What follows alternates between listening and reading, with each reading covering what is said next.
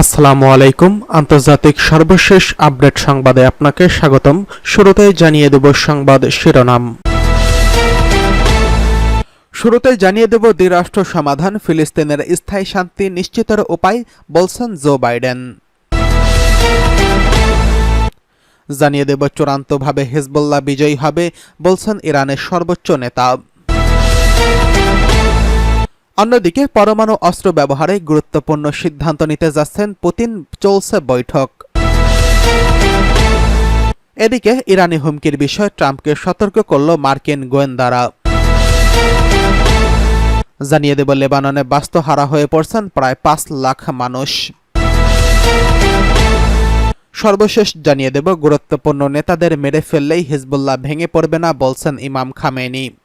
এতক্ষণ শুনছিলেন সংবাদ শিরোনাম, এবারে বিস্তারিত।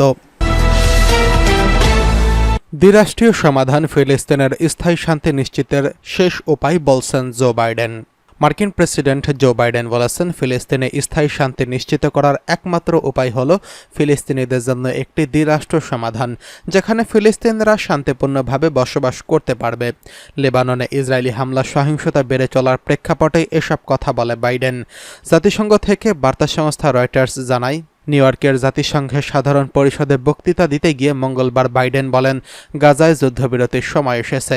অবরুদ্ধ ফিলিস্তিনি ছিটমহলে নিরপরাধ বেসামরিক অধিবাসীরা নরকের যন্ত্রণা ভোগ করছেন উল্লেখ করে তিনি বলেন, এখন ইসরায়েল ও হামাসের যুদ্ধবিরতি এবং জিম্মি মুক্তিতে সম্মত হওয়া উচিত। এই চুক্তি জিম্মিদের বাড়ি ফেরার সুযোগ পাবে এবং ইসরায়েলের নিরাপত্তা নিশ্চিত করবে, গাজায় দুর্ভোগ কমাবে এবং এই যুদ্ধের অবসান ঘটাবে। লেবাননে ইসরায়েলি হামলার একটি পূর্ণমাত্রা যুদ্ধের বিরুদ্ধে হুমকি সৃষ্টি হওয়ার বিষয় নিয়ে সতর্ক করে দিয়ে বাইডেন একটি কূটনৈতিক সমাধানের আহ্বান জানান। বাইডেন বলেন, পূর্ণমাত্রা যুদ্ধ কারো স্বার্থে নয়।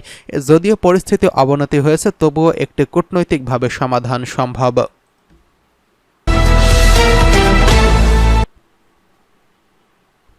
এদিকে চূড়ান্তভাবে হিজবুল্লাহ বিজয়ী বলছে ইরানের সর্বোচ্চ নেতা। ইসলামী প্রজাতন্ত্র ইরানের সর্বোচ্চ নেতা আয়াতুল্লাহ উজমা খামেনি বলেছেন, গাজা তথা ফিলিস্তিনের জনগণ আক্ষরিক অর্থেই আল্লাহর সন্তুষ্টির জন্য সংগ্রাম অর্থাৎ জিহাদ ফি সাবিলিল্লাহ আঞ্জাম দিচ্ছে। পবিত্র প্রতিরক্ষা সপ্তাহে 5ম দিনে আজ বুধবার প্রতিরক্ষা যুদ্ধে অংশগ্রহণকারী একদল সাবেক সৈনিক এবং প্রতিরোধ সংগ্রামে সক্রিয় একদল ব্যক্তির সঙ্গে বৈঠককালে তিনি এই কথা বলেন। সর্বোচ্চ নেতা আরও বলেন, লেবাননে হিজবুল্লাহর যারা কিনা গাজাকে রক্ষায় বুক ফুলিয়ে এগিয়ে এসেছে এবং তিক্ত এই ঘটনার সম্মুখীন হয়েছে, তারাও আল্লাহর জন্য জিহাদ ফি সাবিলিল্লাহ আঞ্জাম দিচ্ছে। চূড়ান্তভাবে হিজবুল্লাহ তথা ইসলামী প্রতিরোধ ফ্রন্ট বিজয় অর্জন করবে বলে তিনি মন্তব্য করেছেন। আয়াতুল্লাহ খামেনি বলেন, শরিয়া মোতাবেক এখন সুস্পষ্ট সবার জন্য ফরজ দায়িত্ব হচ্ছে ফিলিস্তিন ও আল আকসা মসজিদকে মুক্ত করে মুসলমান তথা এর আসল মালিকদের কাছে ফিরিয়ে দেওয়ার চেষ্টা করা এবং এক্ষেত্রে সহযোগিতা করা।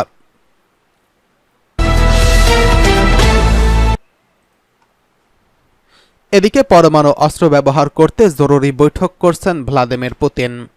রাশিয়ার প্রেসিডেন্ট ভ্লাদিমির পুতিন পরমাণু প্রতিরোধ বিষয়ক এক বৈঠকে সভাপতিত্ব করবেন, যা রাশিয়ার নিরাপত্তা পরিষদের অধীনে অনুষ্ঠিত হবে। ক্রেমলিন জানিয়েছে, ইউক্রেন যখন পশ্চিমা দেশগুলোকে দীর্ঘ পাল্লার ক্ষেপণাস্ত্র ব্যবহারের রাশিয়ার ভেতরে অভ্যন্তরে আক্রমণের অনুমতি চাইছে, ঠিক সেই মুহূর্তে এই বৈঠকটি অনুষ্ঠিত হতে যাচ্ছে। ক্রেমলিনের মুখপাত্র দিমিত্রি পেসকভ বুধবার এই বৈঠককে একটি গুরুত্বপূর্ণ ঘটনা বলে বর্ণনা করেছেন। তিনি বলেছেন, বৈঠকে প্রেসিডেন্টের বক্তব্য থাকবে, তবে বাকিটা শীর্ষ গোপনীয়তা হিসেবে চিহ্নিত থাকবে। রাশিয়া তার পরমাণু নীতি পুনর্বিবেচনা করছে বলে সম্প্রতি জানিয়েছেন, যা ঠিক করে যে কোন পরিস্থিতিতে পরমাণু অস্ত্র ব্যবহারের সিদ্ধান্ত নেওয়া হবে। এর আগে সোমবার রাশিয়ার পারমাণবিক পরীক্ষা কেন্দ্রের প্রধান আন্দ্রেই সিনিৎসিন এক সাক্ষাৎকারে বলেছেন, যতক্ষণ পর্যন্ত যুক্তরাষ্ট্র পরমাণু পরীক্ষা না চালায়, মস্কো কোনো পরমাণু অস্ত্র পরীক্ষা চালাবে না।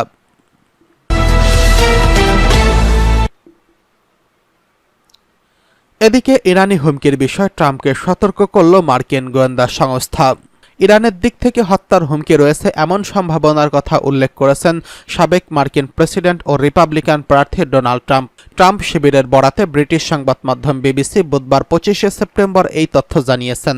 রিপাবলিকান শিবির থেকে প্রকাশিত এক বিবৃতিতে জানানো হয়েছে, যুক্তরাষ্ট্রকে অস্থিতিশীল করে অরাজকতা সৃষ্টির উদ্দেশ্যে ট্রাম্পকে হত্যার হুমকি রয়েছে ইরানের পক্ষ থেকে। এ বিষয়ে বাস্তবসম্মত ও সুনির্দিষ্ট বিষয়ে সতর্ক করে তাকে ব্রিফ করা হয়েছে। নির্বাচনী প্রচারণা চলাকালে পেনসিলভানিয়া অঙ্গরাজ্যে সাবেক প্রেসিডেন্টকে লক্ষ্য করে গুলি চালানো হয়। এরপর আরেক ঘটনায় ট্রাম্পকে হত্যার চেষ্টায় এক ব্যক্তি গলফ কোর্সে ওত পেতেছিল বলে গোয়েন্দা কর্মকর্তারা দাবি করছেন। তবে কোনো ঘটনাতেই ইরানের সম্পৃক্ততার প্রমাণ ওইসব ঘটনার প্রতিবেদনে উল্লেখ করা হয়নি। ট্রাম্পের কমিউনিকেশন ডিরেক্টর স্টিভেন শেং বিবৃতিতে বলেছেন, বিগত কয়েক মাসে এসব ক্রমাগত ও সমন্বিত আক্রমণের মাত্রা বৃদ্ধি পেয়েছে বলে সতর্ক করছেন গোয়েন্দা কর্মকর্তারা। আইনশৃঙ্খলা রক্ষায় নিয়োজিত সব বিভাগের কর্মকর্তাগণ ট্রাম্পকে নিরাপদ রাখতে কাজ করে যাচ্ছেন। নির্বাচনে কোনো হস্তক্ষেপে মুক্ত রাখতে তারা বদ্ধপরিকর। বিবৃতিতে এই দাবির সপক্ষে কোনো প্রমাণ পেশ করা হয়নি। এছাড়া এসব হুমকি আগে থেকেই ছিল নাকি হুট করেই উদয় হয়েছে, বিবৃতিতে তাৎক্ষণিকভাবে তা নিশ্চিত করা যায়নি। এ বিষয়ে কোনো মন্তব্য করেনি ইরান সরকার। তবে অন্য এক বক্তব্যে যুক্তরাষ্ট্রের অভ্যন্তরীণ ইস্যুতে হস্তক্ষেপের অভিযোগ অস্বীকার করছে তেহরান। গত মাসে রিপাবলিকান প্রচারণা শিবিরের অভ্যন্তরীণ যোগাযোগে হ্যাক অভিযোগ ওঠে। এই ঘটনায় ইরানি গোয়েন্দা কর্মকর্তারা জড়িত বলে ট্রাম্প শিবিরের সদস্যদের অভিযোগ রয়েছে।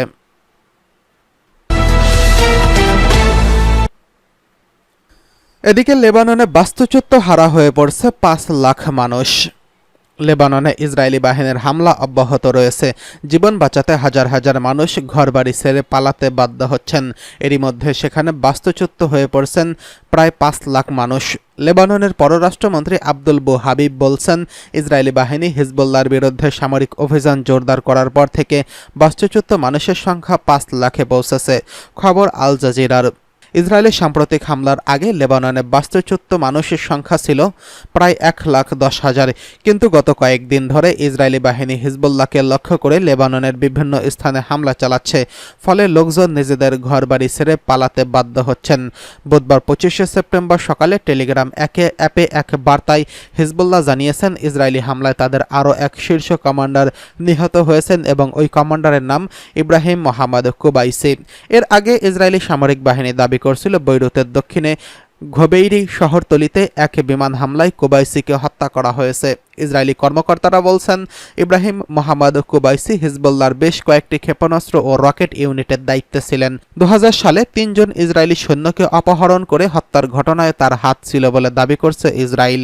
লেবানিজ স্বাস্থ্য কর্তৃপক্ষের তথ্য মতে গত সোমবার থেকে ইসরায়েলি হামলায় লেবাননে কমপক্ষে 569 জন নিহত এবং 1835 জন আহত হয়েছেন।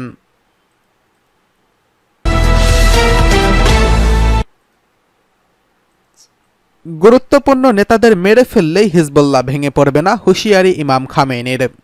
ইরানের সর্বোচ্চ নেতা আলী খামেনি বলছেন, হিজবুল্লাহ শীর্ষ কমান্ডারকে মেরে ফেলে সংগঠনটিকে শেষ করতে পারবে না ইসরায়েল। ইরাক ইরান যুদ্ধে লড়াই করা সেনাদের সঙ্গে এক বৈঠকে তিনি এই মন্তব্য করেন। সাম্প্রতিক সময় লেবাননে ইরান সমর্থিত সামরিক গোষ্ঠী হিজবুল্লাহর বেশ কয়েকজন শীর্ষ কমান্ডারকে হত্যা করেছে ইসরায়েল। এছাড়া পেজার, ওয়াকিটকি সহ বিভিন্ন ইলেকট্রনিক ডিভাইসে বিস্ফোরণে লেবাননে অনেক মানুষ হতাহত হয়েছেন। যদিও এসব বিস্ফোরণের দায় এখনও স্বীকার করেনি ইসরায়েল। তবে এই ঘটনায় আন্তর্জাতিক গণমাধ্যমে প্রকাশিত তথ্য উপাত্ত ইঙ্গিত করছে এসবের পেছনে ইসরায়েলের গোয়েন্দা সংস্থা মোসাদের হাত রয়েছে। এসবের প্রেক্ষিতে ইরানের সর্বোচ্চ নেতা খামেনি বলছেন, হিজবুল্লাহর কিছু গুরুত্বপূর্ণ নেতৃত্ব শহীদ হয়েছেন। এতে হিজবুল্লাহ কিছুটা ক্ষতি হয়েছে নিশ্চিত যে, তবে এর ফলে হিজবুল্লাহ শেষ হয়ে যাবে না। তিনি বলেন, হিজবুল্লাহ সাংগঠনিক এবং মানসিক শক্তি অনেক দৃঢ়। তাদের নেতৃত্বের সক্ষমতা এবং শক্তিমত্তা অনেক পোক্ত। কিছু মানুষ শহীদ হলেও এতে তাদের উপর বড় কোনো প্রভাব পড়বে না।